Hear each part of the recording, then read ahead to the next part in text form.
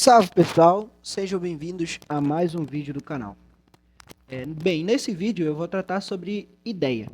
Esse é um tema absolutamente importante para todo ser humano, em particular para aqueles que desempenham alguma atividade intelectual. Professor, jornalista, acadêmico ou estudioso de qualquer outra área. Se você tem pretensões em desempenhar alguma dessas atividades, você é obrigado, sob condição de não conseguir exercer corretamente essas atividades, a entender claramente o que é a ideia. Eu vou me propor, então, neste vídeo, a cumprir, né, esta tarefa de explicar o que é ideia. Pois bem, antes de nós entrarmos diretamente no que é ideia, de eu dar uma definição, de eu destrinchar na explicação, é necessário que nós falemos sobre outras coisas, em primeiro lugar. Percebam que a ideia já presume muitos outros elementos da realidade. Não é possível falar em ideia sem antes falar em mente, sem antes falar em linguagem, sem antes falar em sentidos, sem antes falar em entes, em divisão, semelhança, ou seja, há uma série de conceitos por trás da ideia da ideia. Quando as pessoas atropelam essa ordem de aprendizado, elas não entendem. Isso é muito comum com muitos assuntos, é um hábito também fomentado na escola, em toda a educação básica, nós somos ensinados a ultrapassar esses limites. Nós começamos entendendo o que é hipotenusa, que é a raiz quadrada, sem de fato entender a origem e o sentido daqueles conceitos, daquelas ideias. Então, eu não vou seguir por esse caminho. Pois bem, o primeiro lugar por onde a gente pode começar para começar a entender o que é ideia é uma coisa muito básica, muito simples, que é os nossos sentidos. Afinal, se não fossem os nossos sentidos, nenhum outro ato posterior seria possível. Nós não poderíamos falar em conhecimento, nós não poderíamos falar em ideias, nós não poderíamos falar sobre nada. Seria algo impossível. Então, se algo pode nos ensinar, pode nos dar uma pista sobre como funcionam ou o que são as ideias, com certeza isso pode começar pelos nossos sentidos. A maioria de vocês deve saber que nós temos 5 sentidos e que nós não temos só sentidos internos, externos, mas também externos. Os sentidos externos são o olfato, a audição, o paladar, a visão e esqueci o tato, não sei se eu disse. Esses 5 sentidos nos permitem entrar em contato com o mundo à nossa volta. Deles que nós tiramos as nossas experiências. Pois bem, o primeiro dado que o sentido externo consegue captar é o movimento. Ou seja, você olha para uma coisa, você toca numa coisa, você ouve uma coisa e a coisa fundamental que você percebe é a noção de movimento. Você percebe que as coisas estão em constante movimentação. Um som inicia, depois termina, uma sensação inicia, depois para. O que você sente na boca depois some, muda, se altera enquanto você mastiga. O cheiro muda dependendo do local em que você está. Você vê o sol nascer, o dia vir à noite, a água encher, o inseto crescer, viver e morrer. E não só coisas externas, mas também do âmbito do eu.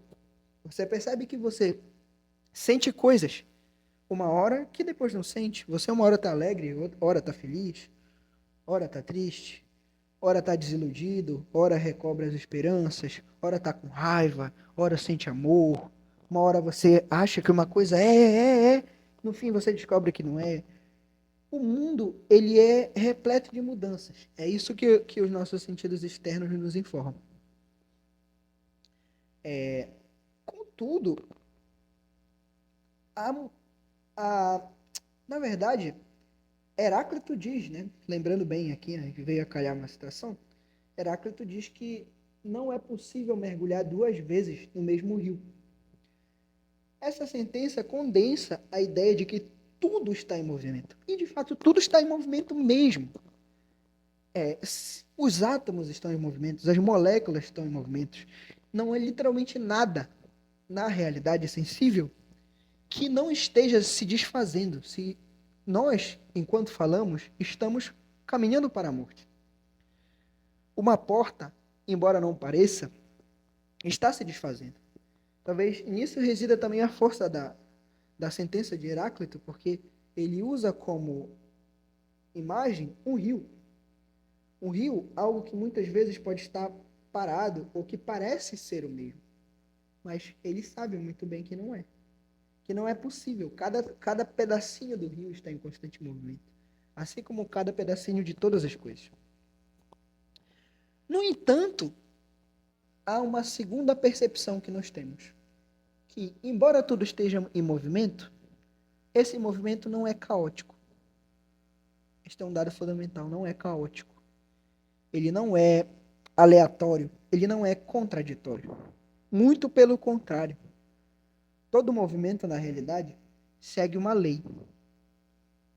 Ele tem um caminho específico. Por isso que nós conseguimos localizar coisas fixas na realidade. Percebam que, embora tudo esteja em movimento, nós conseguimos ainda assim dizer que fulano, vai ali. E a gente sabe que o local para onde nós estamos pedindo que fulano vá, ainda vai existir quando ele chegar lá, embora tudo esteja em movimento. A gente sabe que se a gente der um passo, o chão ainda vai permanecer sob nossos pés. A gente sabe que se a gente falar, as palavras vão sair. A gente sabe que se a gente der uma mensagem para outra pessoa, ela vai entender, por mais que ela seja um indivíduo diferente. Ou seja, nós contamos com certos padrões de movimentos em todo instante. Por quê? Porque o movimento, ele segue leis, ele segue padrões. Ele não é caótico. E o fato dele seguir padrões implica em ele ser que ele é durável. Os movimentos são duráveis. Ou seja, embora tudo esteja em movimento, embora uma porta esteja constantemente se desfazendo, ela dura. Ou seja, uma certa forma, a porta, enquanto tal, dura por um determinado tempo. Ou seja, algo vem do passado, atravessa o presente e chega ao futuro de forma igual. Ou seja, ele se mantém. Ele não se desfaz. E percebam que se isso não existisse, a vida seria impossível. Não seria possível pensar, não seria possível falar, não seria possível andar, não seria possível querer, gostar, falar, nomear, andar, morrer, viver, nada. Tudo seria impossível. O caos seria algo, impossibilitaria toda a vida e todas as ações humanas, por consequência. Mas o que vemos é a ordem.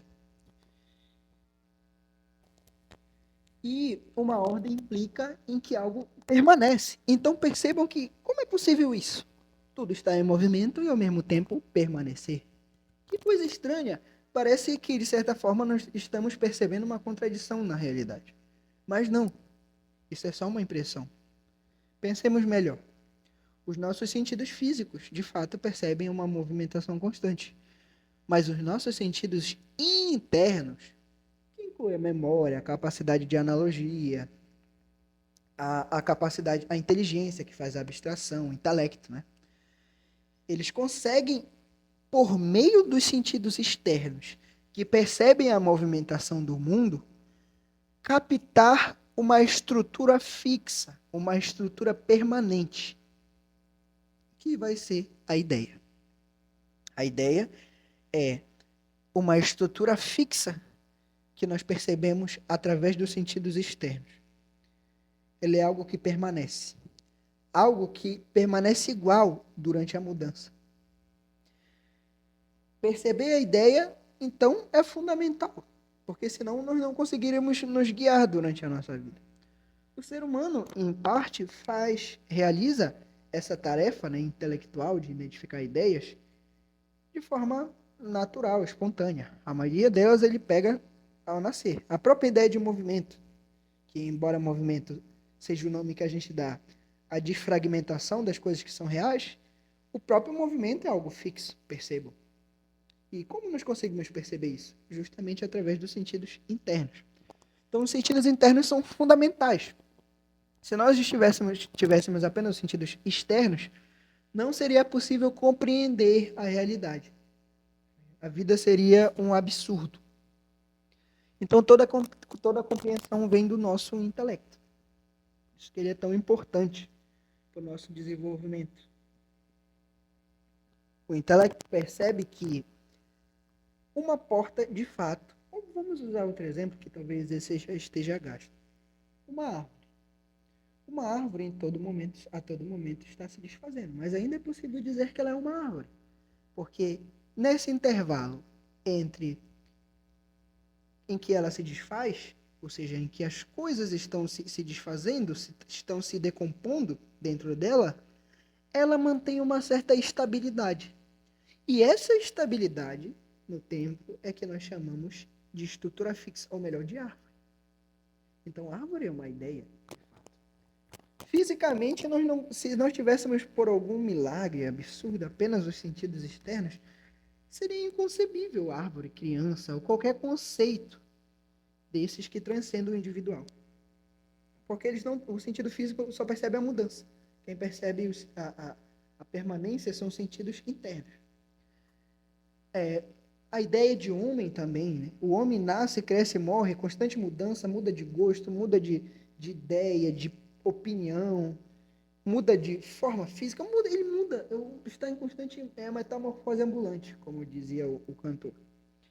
E, no entanto, nós dizemos que ele é um homem. No entanto, nós dizemos que algo é uma criança. Ora, a criança não existe na realidade, isso é óbvio. Existe uma criança. Existe um indivíduo. Como isso é muito sabido já na filosofia clássica, né? A divisão entre indivíduo e essência, entre universal e particular. O intelecto percebe na mudança do mundo o universal. O universal que vai ser o mesmo amanhã, foi o mesmo ontem e é o mesmo hoje. Ele percebe isso. Isso também é o objetivo da ciência. Porque a ciência ela nada mais estuda do que os padrões do movimento. Essa pode ser uma definição da ciência. Então, quem estuda precisa entender que o mundo está se movimentando, mas que esse movimento tem uma ordem. E que essa ordem implica uma previsibilidade. E que essa previsibilidade está dentro de uma estrutura fixa, que ele precisa conhecer, se ele quiser compreender as coisas. Percebam uma coisa. Eu sou ao mesmo tempo um indivíduo e sou um homem. As minhas características de homem, eu tenho todas. Mas o conceito de homem não tem todas as minhas características de indivíduo.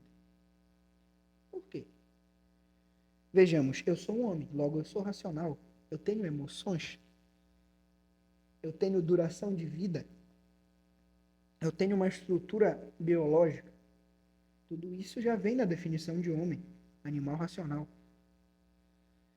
E, no entanto, há coisas que a definição não previu sobre mim. Ela não previu. Ela previu até quais emoções eu teria, mas ela não previu que tipos de emoções eu teria, a que horas eu teria essas emoções. Não teria como ela prever, porque isso não está na definição de homem. A definição de homem, percebo que ela capta uma certa estrutura fixa, que de fato existe.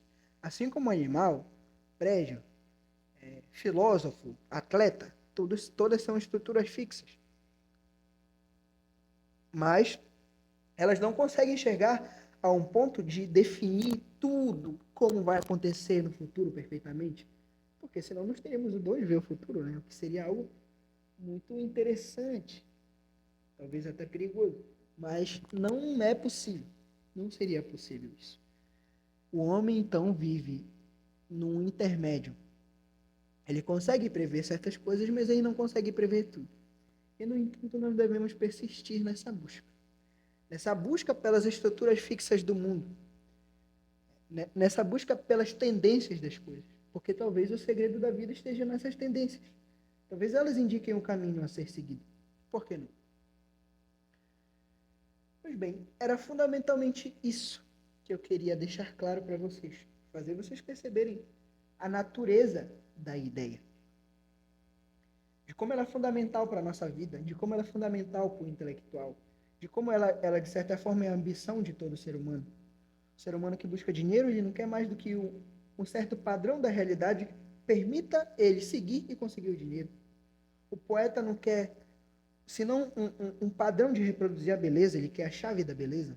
O filósofo não quer, senão um padrão que permita movimentar as coisas para que ele obtenha o conhecimento, e os outros também. Ele quer a chave do conhecimento, ele quer a lei do conhecimento. E o mundo é assim, esta é a natureza do mundo. Isso vai nos levar a muitas outras perguntas, mas eu acredito que por hoje é mais do que suficiente. Fiquem com Deus, façam perguntas se tiverem dúvidas e até a próxima.